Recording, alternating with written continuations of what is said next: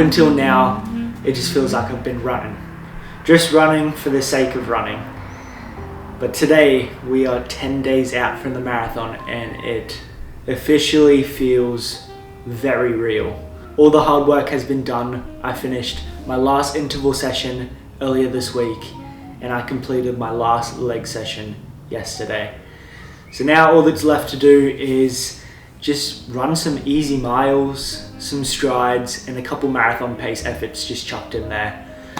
But hopefully, these bad boys can start to freshen up and get ready for race day. Training for a marathon is normally between 12 and 16 weeks, sometimes 20 weeks if it is your first, which it will be my first marathon, and I classify myself as a beginner. I did only sign up to this race 7 weeks ago. So I think with how little training I have done, I'm feeling as prepared as possible. I think I have given it my all, especially the longer runs. I've managed to do about 4 or 5 long runs in total, with the longest one being 34 kilometers. Yeah, I'm very, very happy with how this has all went. I've managed to stay injury free, touch wood. And now there's nothing left to do than just take it easy, get to race day feeling good, and enjoy myself out there. This morning I have an easy 10 kilometers on the cards, and I'm going to try to not go below a 6-minute pace. It's hard to run fast, but I tell you what, it's also hard to run slow, but it's absolutely necessary.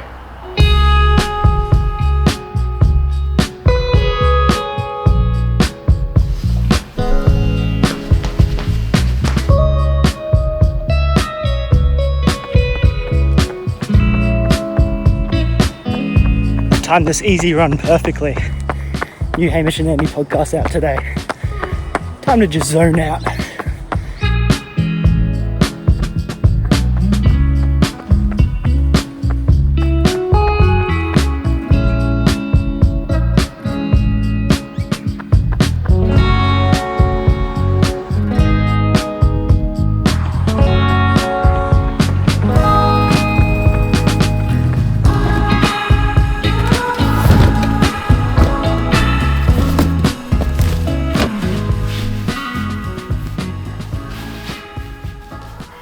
Since most of this week is about just chilling out and trying to recover as much as possible, I've had a fair few people asking me some questions over the last couple of weeks, and I figured let's do a Q&A.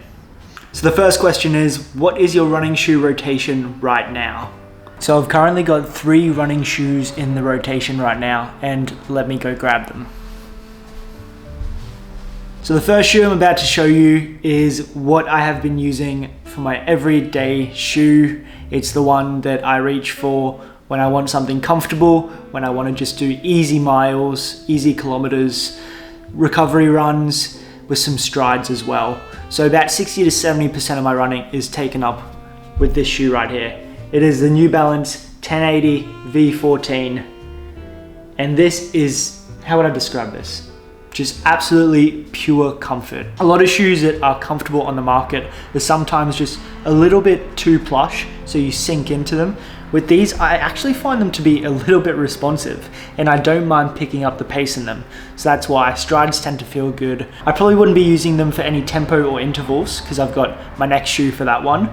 But just as an everyday do-it-all shoe, I could not recommend this more, and I will be grabbing a second pair of these when they are on sale and when these guys are coming to their end. So the next shoe in my rotation is something that I use when I want a more up-tempo session, intervals, easy days as well. I've been using them as, and you can even race in them as well. That's how good and versatile these shoes are. Fun fact is, my first pair of running shoes I owned were the Saucony Endorphin Speed 2s, so 2 iterations before this one. That's right, these are the Saucony Endorphin Speed 4 Berlin edition. These guys are a little bit more dirty. The last session I did in these was on Tuesday. It was a track session, it was pouring, and to To be honest, it managed to clean it up a little bit more, so you can only imagine how poor they were looking beforehand. So this shoe actually has a nylon plate. It's that little orange one in the middle there. So it's not as responsive and aggressive as a carbon plated shoe, but it is just kind of like one beneath it. And I really enjoy this for, you know, daily miles. As I said, track sessions is where they really shine when you're pushing threshold pace or running intervals. I actually did buy a second pair of these on sale that I've got in the cupboard for when these guys eventually die out. And I've actually bought them in black because I'm a little bit sick of just buying really nice shoes. Like, don't get me wrong, the Berlin shoe is great, but they just look trash now. So I purchased these on a sale for 150 Australian dollars, which is an absolute bargain. And yeah, these will be coming out once I retire the Berlin edition.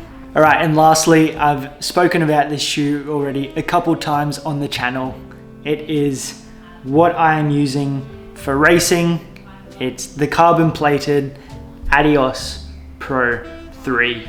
Now this is a shoe that I specifically use for racing, sometimes some quicker sessions throughout the week, and also some longer runs. So what I've been training for my marathon.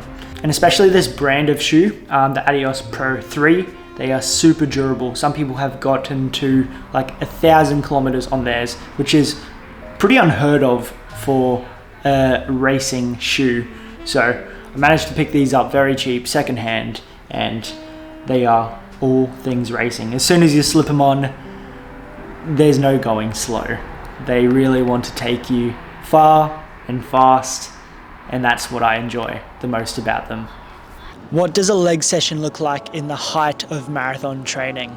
I try to keep it as simple as possible, like only a 30 to 40 minute session, as my legs are just so fatigued from running such high volume. I start off with 10 minutes on the bike to get the blood flowing through the legs. I then move on to Bulgarian split squats, followed by single leg Romanian deadlifts. I try to really focus on good form and time under tension, instead of just moving as much weight as possible. If I lift too heavy in the height of marathon training, I find that I struggle to recover in time for the next session. Next, I superset single leg glute bridges with a Copenhagen plank. Finally, I finish off with some calves. I do 3 sets of standing calf raises and 2 sets of seated calf raises. I like to do both variations as it targets different muscles within the calf. Out of my whole body, my calves get the most tight whilst running, so these are an absolute lifesaver. What has been the hardest thing about marathon training so far? I think definitely the hardest thing for me so far has been just being so time poor. You can't half-ass marathon training. It takes a lot of time out of your days and your weeks. And don't get me wrong, I absolutely love it. Like, I love running, I enjoy it so much. I'm happy doing it. But when I'm already running such a tight ship, you know, with the full-time job, running errands, appointments, food shopping, gym, trying to maintain somewhat of a social life, obviously the running, editing, filming, it's a lot. But if anything, it's just taught me to try to hyperfixate on the task at hand, which is something I wasn't that great at doing beforehand. I'd always be doing a task, but like thinking about the next thing or thinking about what I've just done. So if I'm just running, I want to be just thinking about running and my form. If I'm editing, I want to just be thinking about editing and not the next thing. Are you a morning runner or an evening runner? If you'd have asked me this question about a year ago, I would have said 100% a morning runner. Love to wake up and first thing to do is run. But in this marathon training block, I've probably ran in the evening more than the morning. And that's really just come down to me being like not too strict on myself. I've built that trust to know that I'm going to get the run done, but it doesn't necessarily have to be in the morning. So it's just when it feels right for my body. All right, guys, if you are still watching, thank you very much for getting this far. Hit like and subscribe, it helps so much. And I will see you next week for the race.